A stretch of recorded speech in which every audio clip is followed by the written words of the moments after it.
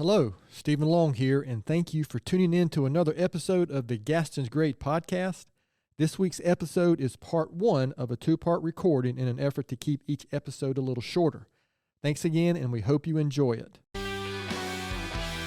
Hello, Gaston County. Welcome to episode number 134 of Gaston's Great, a podcast highlighting some of the great things happening in and around Gaston County. I'm your host, Stephen Long, and we're coming from you this week. We're going to call it the intergalactic headquarters of GSM Services. We simply believe in discussing more of the reasons that Gaston's great. We are highlighting another great organization this week as we highlight Gaston Together. We have Leslie Lee and Amia Massey with us today. Leslie is the executive director of the organization, and Amia is the chair of the board, going on, what are your 23rd year with the organization? That's the chair of the organization, Amia? Not quite. Second year. Well, Leslie and Amia, it's great to have you on, and welcome to the podcast. Thank you. Thanks for having us. Yes, thank you. You're very welcome. So one question before we get into the specifics of Gaston Together, one question we do like to ask, is our listeners might be interested, is start with you, Amia, because you're closest. Sorry. Just tell us a little bit about yourself, anything you'd like to share, and then we will make Leslie do the same thing. Okay. Been in Gaston County for, probably going on about 15 years or so. I moved here from Charlotte when I began working at Gaston County. I started off as a social worker. Now I'm in human resources, still with the county. You're the head cheese in human resources, aren't you? Maybe. I'm the human resource director, yes. Okay. And have my family's here. We moved here because our church is here, and so decided that we wanted to take up roots. My husband works in Charlotte, so he wanted to make it convenient for me that I didn't have to drive back and forth. He's smart guy. He is, very. And I've been a part of Gaston Together for now going on 6 years, and this is the second year for me being the chair. Well, very good. I appreciate you sharing that. Leslie, what about you? What can you tell us about yourself? So I'm originally from Boston, Massachusetts. We don't hold that against you. Don't, yeah. And I have been living in the South for 27 years now, almost 28 years. I live in York County, actually, but this is my second interaction working with a nonprofit in Gaston County. And so we've had a long history, about 15 years of being involved in things here in the county. I enjoy the opportunity to be here and to see some of the changes that have happened since the first time I was working with a nonprofit. And I really just enjoy the people and the different opportunities that it offers. Well, very good. I appreciate that. So in full disclosure, I am a member of the board as well and have been literally for 22 years. I think it's 8 years. I'll leave it at that. That's a great thing. Leslie can't get rid of me quick enough after next year, I'm afraid. But Gaston Together was on way back in August of 2021. And so it would be interesting, maybe after today's episode, I might go back and listen to see how the changes that have occurred and how things are different. However, we love having an organization come back on it, especially so many things can happen in 3 years. And so the big question I like to talk, there may be some listeners out there who don't really know much about Gaston Together, and they may have heard of some of the programs, some of the initiatives, or seen some things that Gaston Together has done or involved with, but they might not make the connection.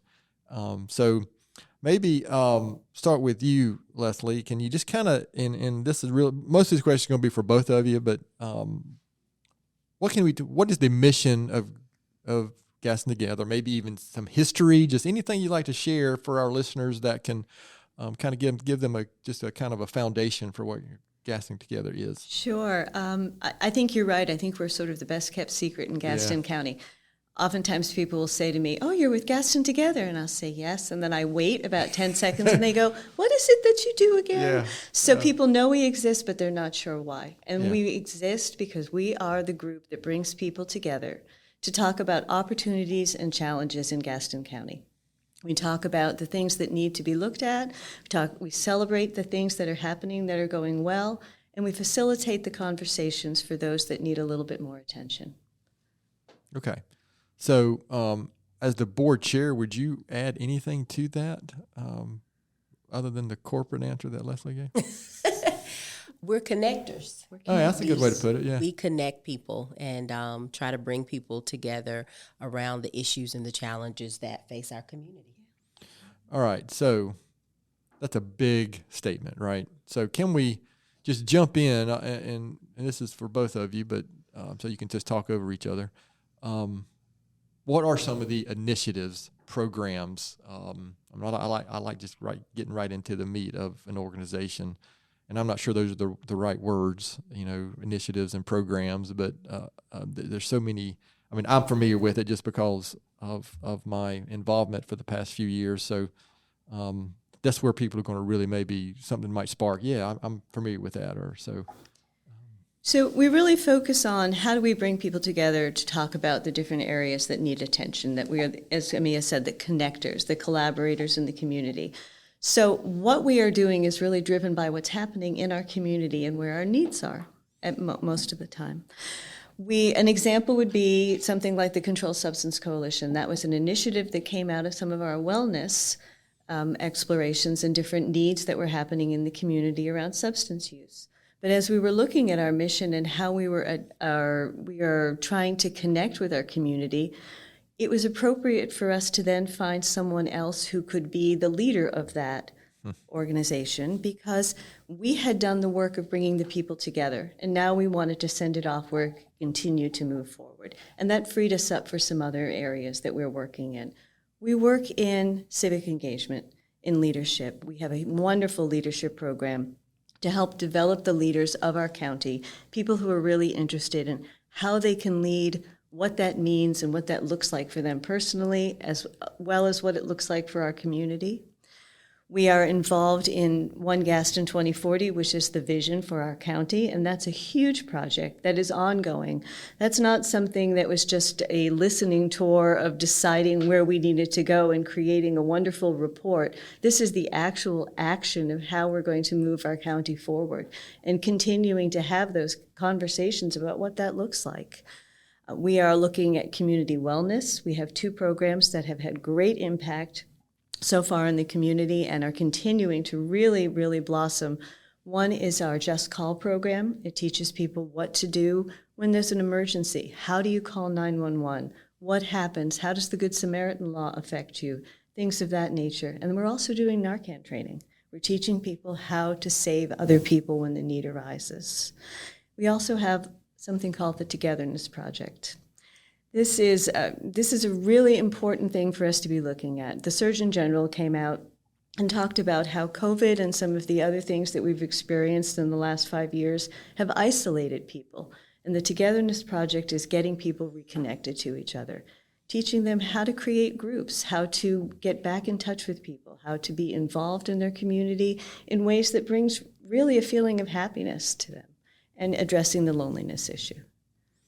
All right, so that was multiple things. Amia, how about some of the other specific, things like, help me here, the Clergy Coalition, Gaston Citizens and Clergy Coalition, Gosh. yes. You think I've been involved with the organization or not? You whiz. So there's other. They almost feel like their own entities, and in some ways, I think that's one reason why they lose the connection maybe with Gaston Together. But what are some other things that are going on related to Gaston Together in the community? So we have GC3. GC3, that's GC3. Trying to think, is anything else that Leslie hasn't already mentioned? Something that organization does that I think people will probably be familiar with are the MLK Awards.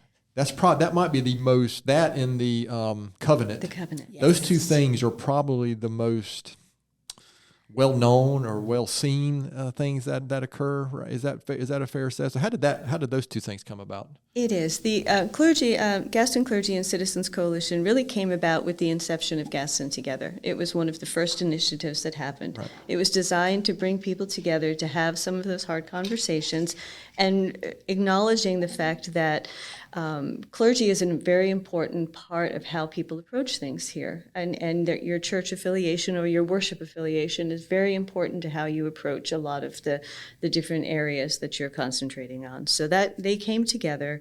I think you touched on the two most important things that group does. One is the MLK Unity Award that every year is given to someone who is uplifting the message that Dr. King brought to our community and to everyone about how we can work together. It's okay to have differences, but it's important that we work together. And the other is the covenant between clergy and law enforcement. And that has been signed 3 times now.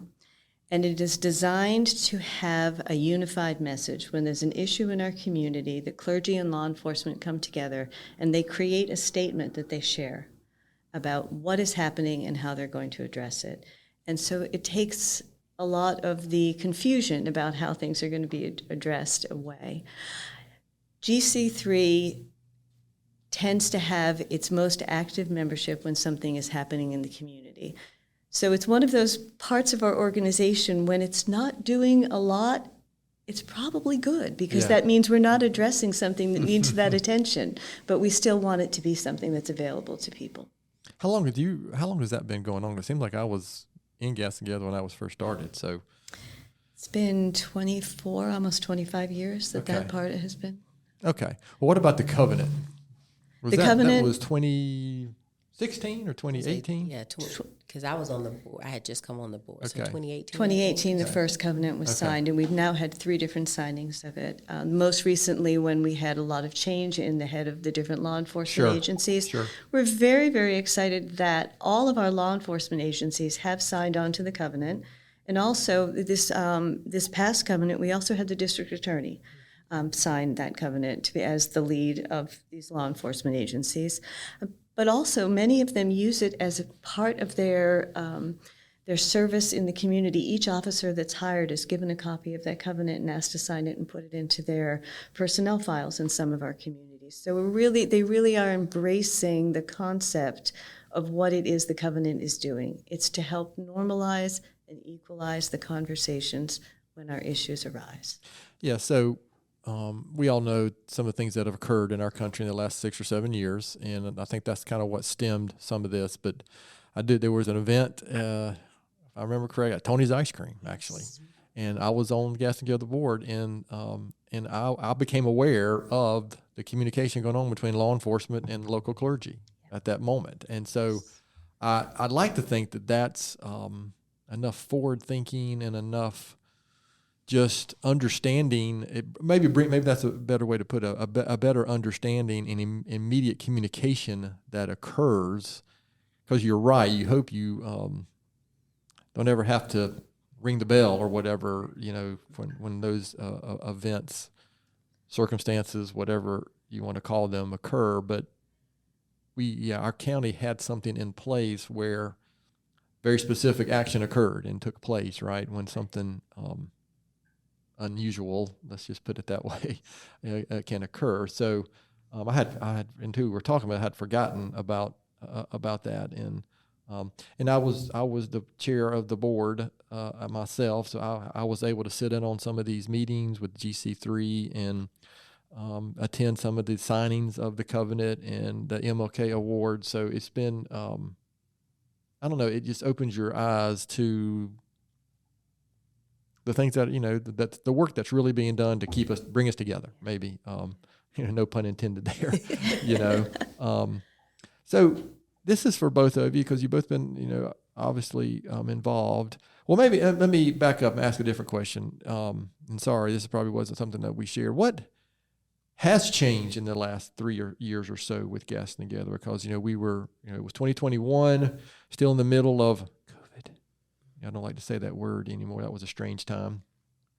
So what kind of anything big changed in the last 3 years since we last had Gaston Together on, something besides, Amia being in charge and just rolling it?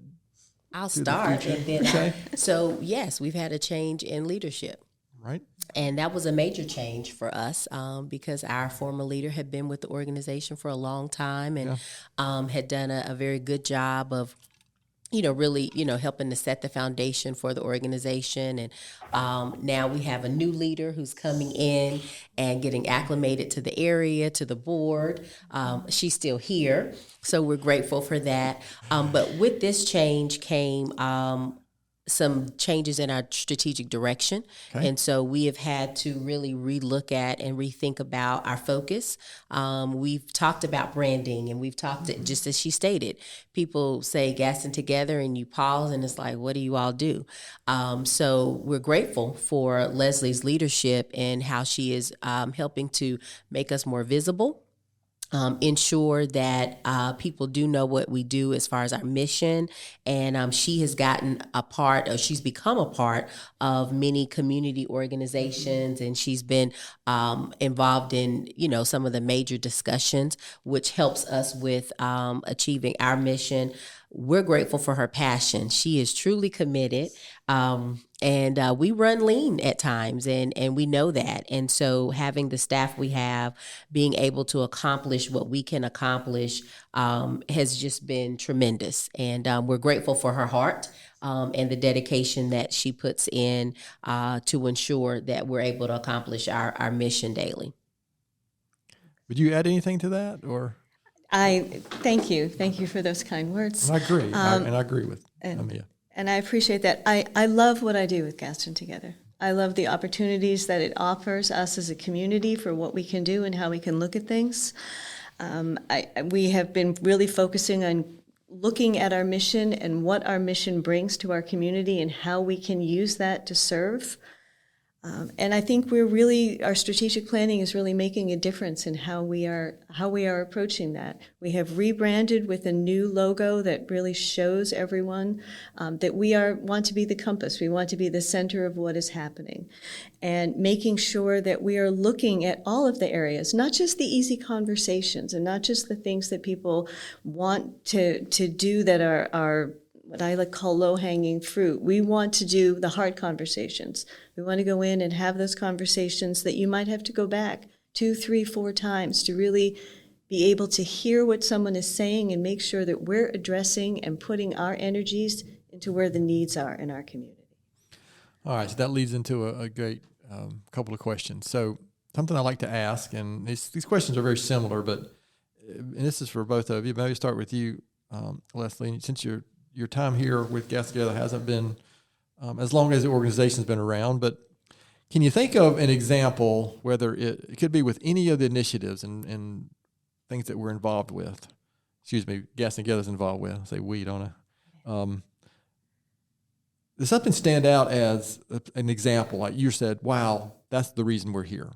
An anecdotal story or a family that was impacted, or something you said, wow, that shows that's helping us accomplish the mission, or just some example of that. Is that a fair question? Or? That's a fair question, and I think there's 2 answers to it. The first is what stands out to me is our Civic Engagement Leadership Program. That is an absolutely amazing, transformative experience for people who go through it. It's an 8-month-long experience. We meet once a month for a day-long process, and who you are as you enter the program and who you are as you leave the program, no matter how much you interact with it, it's 2 different things, and you see this in them. But the other part of that really excites me is this December we will have had 115 people go through that program. That's 115 people who are bringing their leadership in different levels of service to our community. But at last check, 80% of the people who've gone through that program are still serving in some way in this community, whether it's professionally, whether it's involved with the board, whether it's a service through their church or their community, their schools. We have brought leadership to a new level here with that program, and that really excites me. Well, I have to do a quick shout out to Nicole Burgess here, who's one of our co-workers, and she went through the program, and I know that it really had a huge positive impact on her. Yeah. And she is involved with Rotary. She's on the United Way board now. And so, that has, I think, just expanded her view of the world. Aren't you a graduate of CEL as well? I am a graduate, and it truly was a transformational experience for me, not just professionally, because after CEL, I was blessed to get a promotion that I wasn't expecting. However, it really helped me to, I guess, tune in more to the community. I was present, but I wasn't present. And that I said that in class one day, being visible, being aware of what's going on, and really asking myself, Amia, how can you serve? And how can you contribute to the community that you're living in? How can you make a difference? And I've grown up. I mean, my father's a minister. My mom's an educator. And so our lives have been about serving, yet I wasn't as involved as I needed to be. And so that helped me to really put some things in perspective. And Gaston Together was the first board that I joined after going through CEL. And then I've had the privilege of being, or the honor of being on other boards. Right. And so. Yeah. Once the community gets you, it pulls you That's in it. like It that. does. Yeah. It does. That's good though. So what? It's a similar question. And this may be the same answer, but both your times involved with Gaston Together, something that jumps out that you're most proud of accomplishing. I mean, is it CEL? Is it something else specific? I'll say, and we're we work with the school system in the past, and we're looking forward to working with them in some different areas going forward. The first year I was on the board, I was part of the Proudest Kid of Gaston County. Okay. I was part of that committee, and I reading those stories, the third grade stories, and just kind of seeing what their thought was about the community. The night that we had the dinner, and we had the kids all, we had the kids to all come in. That's an essay contest. The essay contest, yes, right. thank you. It's an essay contest that they write about. And so we have winners from each school. And of course, we announce at our awards night. And there was a family that came in, and you could tell they were, a little hesitant, not really sure what to expect, and sat down at the table.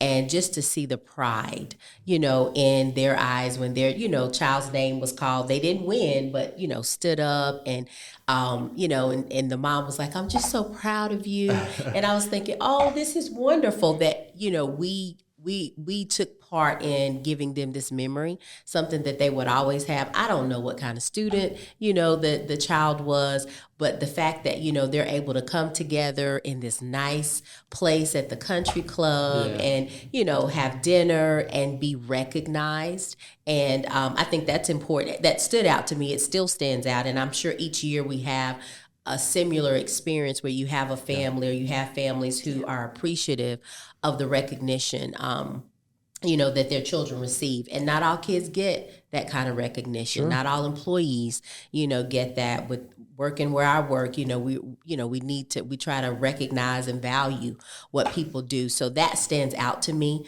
That was a proud moment for me with the organization that, we had something where we could offer, that kind of value and recognition to a family and allow children to be honored for the work they do. Yeah, I remember the first time I went to the country club to like a community event. I mean, I was a little intimidated. I mean, I was probably in my 30s. I was like, what is going on here? I don't belong here. So it can be an intimidating thing, especially if you're not sure what you're getting into. That's first right. First time event. Leslie, would you answer that any differently, or is that?